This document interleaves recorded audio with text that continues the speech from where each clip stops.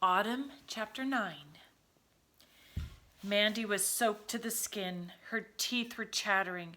She felt horribly dizzy, and she had a sharp pain in her chest from running so hard. Inside the cottage it seemed unusually dark.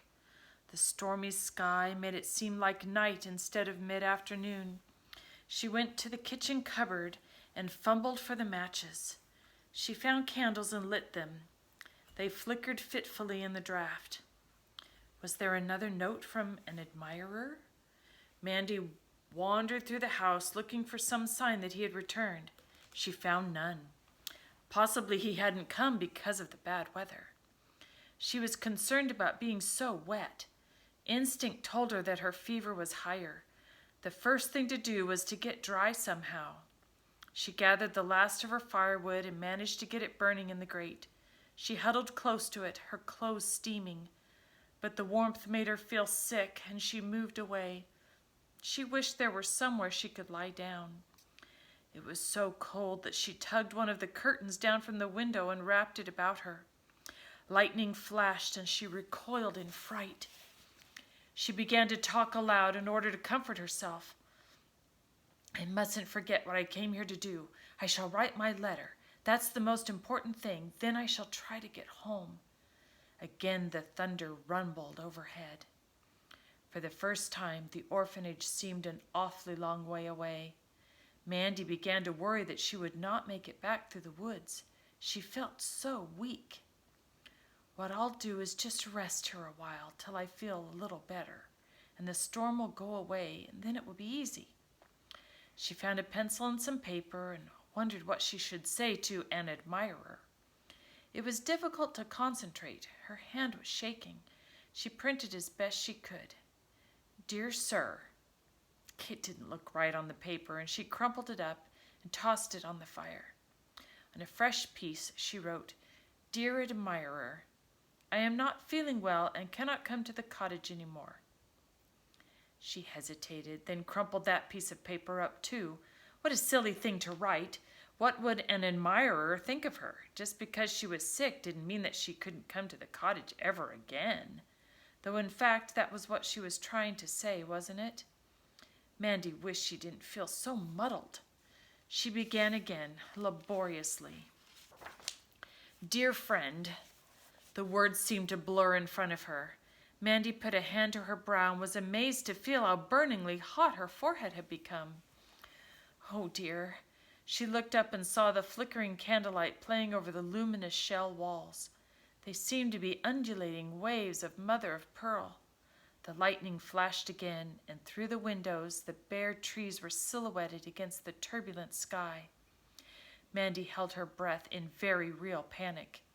If only somebody could be with her.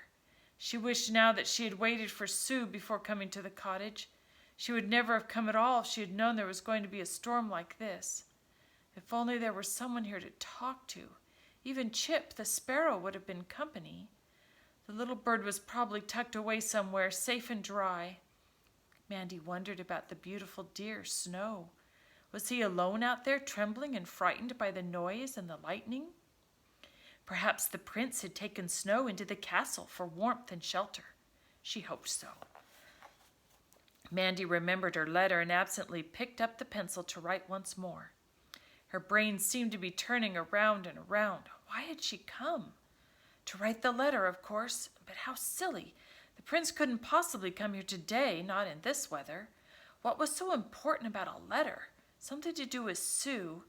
And Matron would be so angry. Dear friend, I am very sick, and I am worried that... A stabbing pain went through her chest, and Mandy was suddenly very short of breath. There was a loud crash against the window, and she screamed and stumbled to her feet. She had a glimpse of some wild, storm-frightened bird careening off into the darkness. She stepped back and fell against the stool that she had been sitting on. The room spun about her. Mandy whimpered in fear and pain, rocking herself backward and forward. If only the fire hadn't burnt out. The candles were dripping, crying like the black skies outside. There were more flashes of light, and the walls seemed to be coming in close to fall on top of her. Go away. There were dark shadows all around her and a shape in the corner, like a man, arms raised high. But this is my house, she thought. Get out. Oh, please don't frighten me so. Stop this spinning in my head, this pain in my chest, this noise. Will someone come from the orphanage? Will they know that I've gone out into the storm? But no one will know where to look for me. Mandy's panic was suddenly so great that she managed to stumble to her feet. She had to get away from the cottage. She must somehow get home. She flung the shell room door wide and was greeted by a blast of icy air and sheets of rain driving in through the open front door. The lightning split the sky once more, and it was too much for Mandy.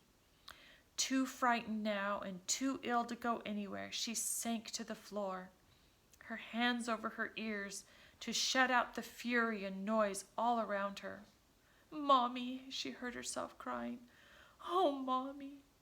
And then black, spinning darkness engulfed her.